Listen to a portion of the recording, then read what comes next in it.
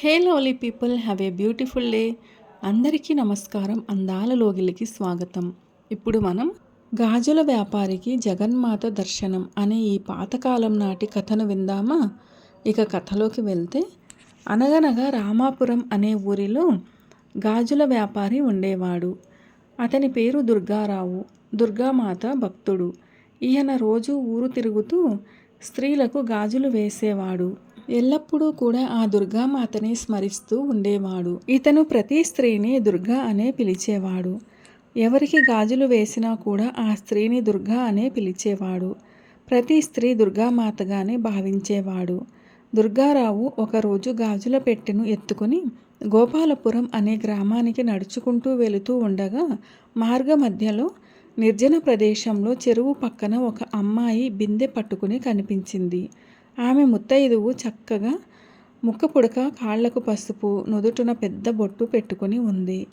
ఆ అమ్మాయి దుర్గారావును దగ్గరికి పిలిచి, నాకు గాజులు వేస్తావా అని అడిగింది. అప్పుడు దుర్గారావు తన గాజుల పెట్టెను ఒక చెట్టు కింద దింపాడు. ఆ అమ్మాయి ఎరుపు, పసుపు, ఆకుపచ్చ రంగుల గాజులను చేతుల నిండా వేయించుకుంది. అప్పుడు ఆ అమ్మాయి దుర్గారావుతో, నేను మా అత్తవారింట్లో ఉంటాను. నువ్వు గోపాలపురం వెళుతూ ఉన్నావు కదా, శివాలయం పక్కన ఒక పెద్ద అరువుల ఇల్లు ఉంటుంది. ఆ ఇల్లు మాదే. ఆ గాజులకు డబ్బులు మా నాన్నగారు ఇస్తారు. నువ్వు అక్కడ డబ్బులు తీసుకో అని చెప్పింది. మా నాన్నగారికి నా మీద చాలా కోపం ఉంది. మాకు అమ్మాయిలే లేరు అని అంటాడు. అప్పుడు నువ్వేం చేస్తావంటే, మా దేవుని గదిలో ఒక పాత కుంకుమ భరిణ ఉంది. అందులో ఒక కాసు ఉంది. అది తీసి ఇవ్వమన్నాను అని చెప్పు. దానికి మా నాన్న కుదరదంటాడు. అయినా సరే గట్టిగా పట్టుకో. కాసు దొరకనిదే అసలు వదలకు అని ఆమె దుర్గారావుతో చెబుతుంది. అప్పుడు దుర్గారావు సరే అని అక్కడి నుంచి గోపాలపురం వెళ్తాడు. ఆ ఊరిలో శివాలయం పక్కనే ఉన్న పెద్ద అరుగుల ఇంటికి వస్తాడు. ఆ ఇల్లు చూడటానికి పెద్దది, అయినా చాలా పేదరికంలో ఉంది. ఆ ఇంటి ముందు వేద విద్యార్థులు కనిపిస్తారు. దుర్గారావు ఆ ఇంటి యజమానిని పిలిచి, అయ్యా, చెరువు దగ్గర మీ అమ్మాయికి గాజులు వేశాను. మీ అమ్మాయి డబ్బులు మీ దగ్గర తీసుకోమని చెప్పింది. నాకు త్వరగా డబ్బు ఇస్తే నేను వెళ్తాను. ఇంకా ఊరంతా తిరిగి గాజులు వేయాలి అని అంటాడు. దానికి రామకృష్ణ పండితుడు ఆశ్చర్యపడి, నాకు అసలు ఆడ సంతానమే లేదు. నువ్వు తప్పుగా మా ఇంటికి వచ్చావు అని అంటాడు.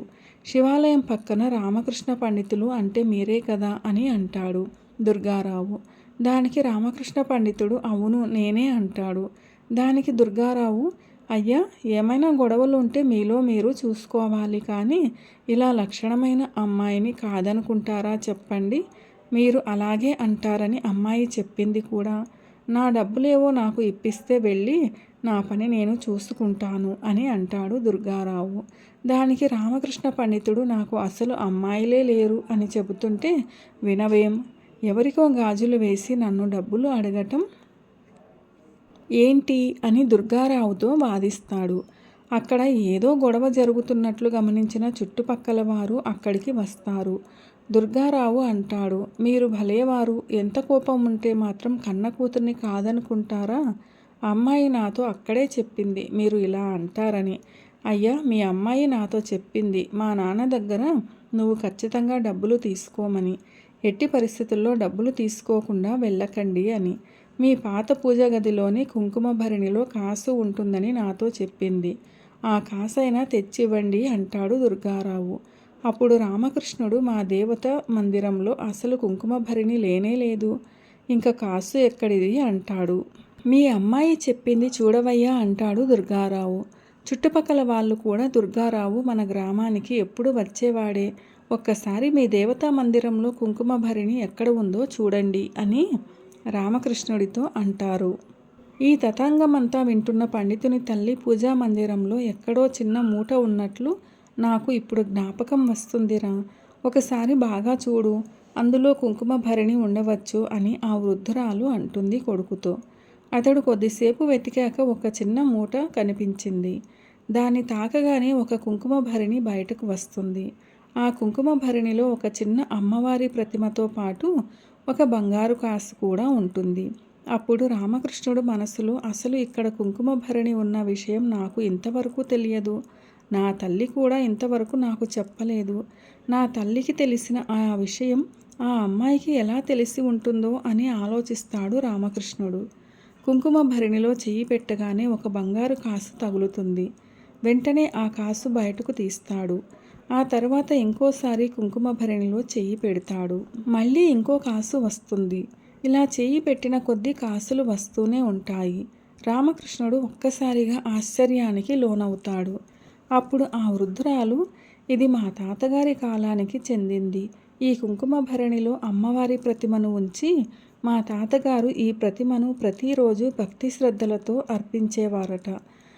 తర్వాత కాలంలో ఈ అమ్మవారి ప్రతిమను పూజించటం మానివేశారు అని వృద్ధురాలు చెప్తుంది. అప్పుడు ఇంటివారు అందరూ కూడా ఆ పూజా మందిరం నుంచి కాసులు తీసుకుని బయటకు వచ్చి, దుర్గారావు, నువ్వు ఎవరిని చూశావు? ఆ అమ్మాయిని మాకు చూపిస్తావా అని అడుగుతాడు. బంగారు కాసులతో బయటకు వచ్చిన రామకృష్ణుడిని చూసి ఊరంతా ఆశ్చర్యపోతారు. అప్పుడు దుర్గారావు ఊరు వాళ్లను మరియు రామకృష్ణుడి కుటుంబాన్ని చెరువు దగ్గరికి తీసుకుని పోతాడు. ఇక్కడే ఆ అమ్మాయిని చూశాను అని చెప్తాడు. కానీ ఆ చెరువు పక్కన ఎవరూ కూడా కనిపించరు. ఆ చెరువు చూడటానికి పద్మంతో నిండిన సరోవరంలా కనిపిస్తుంది. అందరూ కొద్దిసేపు వెతికాక ఎవరో చెరువులోకి వెళ్ళినట్లు అడుగులు కనిపిస్తాయి. ఆ అడుగులు చెరువు నుండి బయటకు వచ్చినట్లు మాత్రం లేవు. అప్పుడు ఊరి వాళ్ళు దుర్గారావుతో ఇలా అంటారు, వాళ్లకు అసలు అమ్మాయిలే లేరు, అయినా నీటి కోసం ఇంత దూరం ఎవరూ కూడా రారు అని అంటారు. అప్పుడు దుర్గారావు, అమ్మ దుర్గమ్మ, వీళ్ళకి ఇప్పుడు ఆ అమ్మాయి కనబడితే తప్ప ఎవరో కూడా నా మాట వినరు. ఊరు వాళ్ళు దృష్టిలో నేను అబద్ధాల వాడిని అవుతాను అని బాధపడుచు చెరువు వైపు దుర్గామాత అని గట్టిగా మొరపెట్టుకుంటాడు. అప్పుడు చెరువులో నుంచి 2 చేతులు బయటికి వస్తాయి. 2 చేతులకు ఎరుపు, పసుపు, ఆకుపచ్చ రంగు గాజులు కనిపిస్తాయి. దుర్గారావు ఈ దృశ్యాన్ని, అద్భుతమైన సన్నివేశాన్ని చూసి స్పృహ తప్పి పడిపోతాడు. ఈ సన్నివేశాన్ని ఊరంతా కూడా చూస్తుంది. ఊరంతా మొక్కుతారు. అప్పుడు అందరూ అనుకుంటారు, చాలా సంవత్సరాలుగా నిక్షిప్తంగా ఉన్న అమ్మవారిని పూజించటానికి ఆ దుర్గామాత స్వయంగా ఈ విధంగా అనుగ్రహించింది అని అనుకుంటారు. అప్పటి నుండి రామకృష్ణుడు వారి కుటుంబం భక్తి శ్రద్ధలతో అమ్మవారిని పూజించటం ప్రారంభించారు. ఆ కుటుంబం ఆ అమ్మవారి అనుగ్రహంతో సుఖ సంతోషాలతో సిరి సంపదలతో వర్ధిల్లింది. అమ్మవారు తనకు పూజలు జరిపించుకోవడానికి ఇలా గాజులమ్మే అతనికి కనిపించిందని ఊరంతా భావించారు. ఆ గాజులమ్మే వ్యాపారికే అమ్మవారు ఎందుకు కనిపించారంటే, ఆయన పెద్ద పెద్ద పూజలు, హోమాలు ఏమీ చేయలేదు. కానీ ఎప్పుడూ దుర్గామాతనే తలుచుకుంటూ ఉండేవాడు. ప్రతి స్త్రీని దుర్గాదేవిగానే భావించేవాడు. ప్రతి స్త్రీని దుర్గా అని పిలిచేవాడు. దీన్ని బట్టి అర్థమైంది ఏంటంటే, నిజమైన భక్తి కలిగిన వారికి అమ్మ సాక్షాత్కరిస్తుంది. పూర్వకాలంలో జరిగిన ఒక సంఘటన ఆధారంగా రచించిన ఈ కథ ఎలా అనిపించింది? మీకు నచ్చిందా? నచ్చినట్లయితే వీడియోను లైక్ చేయండి, మీ ప్రియమైన వారందరికీ షేర్ చేయండి. అలాగే మన ఛానల్ను సబ్స్క్రైబ్ చేసుకోవడం అస్సలు మర్చిపోవద్దు. వీడియోను చివరిదాకా చూసి కథను పూర్తిగా విన్నందుకు ధన్యవాదాలు. ఇలాంటి మరిన్ని మంచి కథల కోసం stay tune Andala Logili. See you all in another video. Till then keep smiling and be happy.